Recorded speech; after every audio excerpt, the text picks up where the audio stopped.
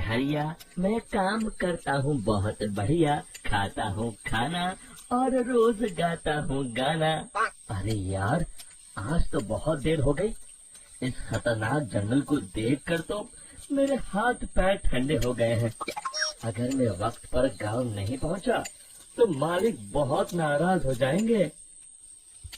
तभी हरिया को एक आवाज सुनाई देती है। सुनिए हरि जी। अरे, ये आवाज किसने दी? तभी हरिया को सामने कुछ दूर एक औरत खड़ी दिखाई देती है। अरे भाई, ये औरत अकेली इतनी रात को इस जंगल में क्या कर रही है? चलकर पूछना पड़ेगा। फिर हरिया अपनी बैलगाड़ी उस औरत के सामने लाकर रोक देता है और उससे पूछता है। अरे सुनिए, आप इतनी रात को इस खतरनाक जंगल में अकेले क्या कर रही हैं? तभी वो औरत मीठी आवाज में कहती है। अरे हरि जी, आप आ गए।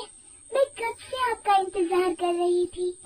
वैसे तो यहाँ से काफी लोग गुजर चुके हैं, लेकिन मैं खास आपका इंतजार कर रही थी। अच्छा, तुम सच कह रही हो? मुझे तो यकीन नहीं हो रहा है। वो क्या है ना, आज तक किसी ने मुझसे इतने प्यार से बात नहीं की। हाँ हाँ हरि जी, मैं सच कह रही हूँ। अब देर मत करिए और जल्दी से मुझे मेरे घर तक छोड़ दीजिए। हाँ हाँ, कौन सी बड़ी बात है, अभी छोड़ देता हूँ।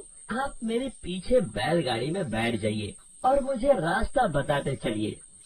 फिर वो औरत हरिया की बैलगाड़ी में बैठ जाती है और हरिया बैलगाड़ी हाँकता हुआ आगे चल पड़ता है।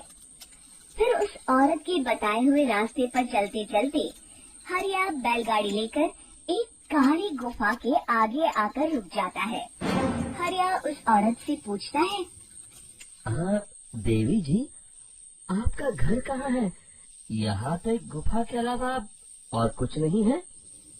तभी अचानक वो औरत हवा में उड़ने लगती है।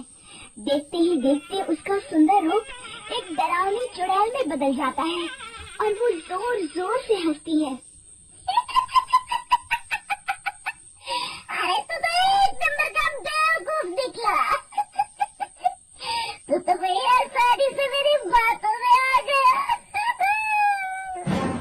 अरे मर गया रे, ये तो एक चुड़ैल है।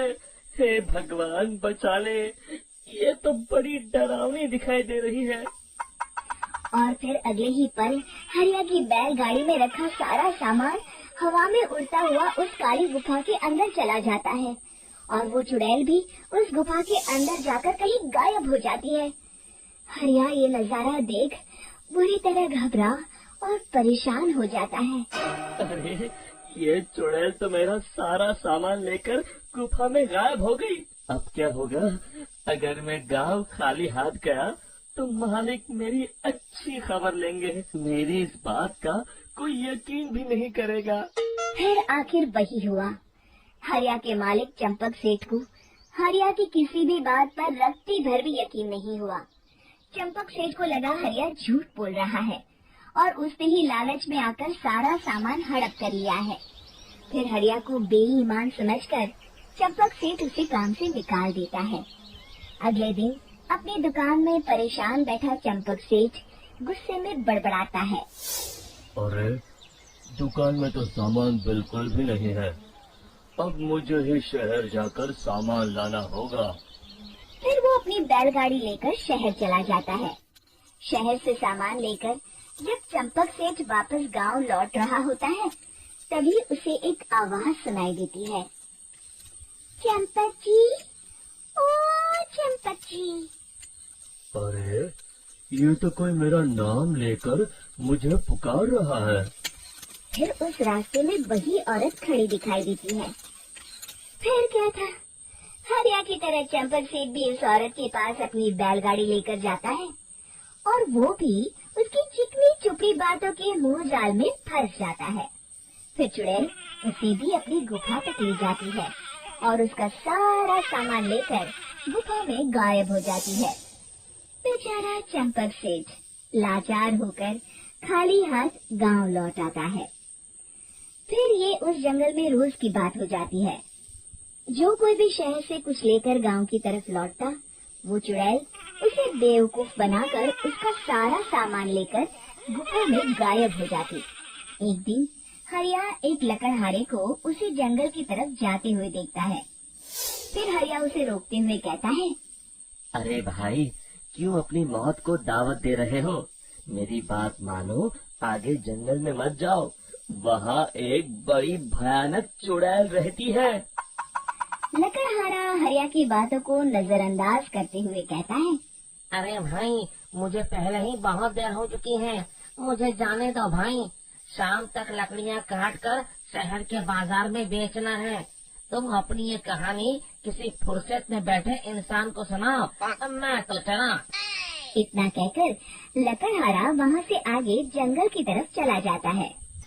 फिर अगले दिन गांव के मुखिया के घर के बाहर बहुत सारे लोग जमा हो जाते हैं।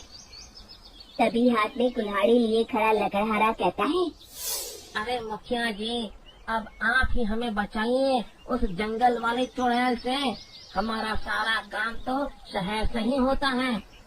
अरे मुखिया जी, उस चुड़ैल की वजह से तो मैं पूरी तरह बर्बाद हो गया हूँ। हम सबको मिलकर उस चुड़ैल का कोई इलाज करना पड़ेगा। तभी भीड़ में खड़ा बीरा कहता है, आप लोग चिंता मत करिए, कल से वो चुड़ैल किसी को नहीं लूट पाएगी। मेरे पास एक बहुत अच्छी तरकीब है। तभी चंपक सेठ उसका मजाक उड़ाते हुए कहता है, अरे तेरा नाम वीरा है तो क्या हुआ? तूने अभी उस चुड़ैल को देखा नहीं है? जाकर अपना काम कर, बड़ा आया। तब मुखिया जी कहते हैं, नहीं नहीं चंपक सेठ, मुझे लगता है हमें इस लड़के को एक मौका देना चाहिए। फिर सभी गांव वाले मुखिया जी की बातों से सहमत हो जाते हैं और वीरा शाम को एक बैलगाड़ी में कुछ सामान लादकर उस जंगल की ओर चल देता है। वीरा, ओ वीरा, कहाँ जा रहा है? तभी वीरा मुड़ के देखता है, वही चुड़ैल एक औरत के रूप में खड़ी है। अरे बहन जी, मैं आपको ही ढूंढ रहा था। देखिए, मैं आपके लिए क्या लाया हूँ। अरे वाह, तो खुद मेरे लिए इतना सामान लाया है। तू ही अकेला गाँव में समझदार है। जरा देखो, मैं भी खोल के बड़ी भूख लगी है। जैसे ही चुड़ैल उस सामान पर से कपड़ा हटाती है, एक भगवान शिव की तेज रोशनी उसके अंदर मूर्ति से निकलती है और चुड़ैल अपने असली रूप में आकर जलने लगती है। अरे मैं जल रही हूँ, बचाओ! बचाओ! ओम नमः शिवाय, मर गई मैं! देखते ही देखते वो चुड़ैल राख के साथ उड़ जाती है और सभी गांव वाले भी वहां आ जाते हैं। शिक्षा बुराई पे सदा अच्छाई की ही जीत होती है।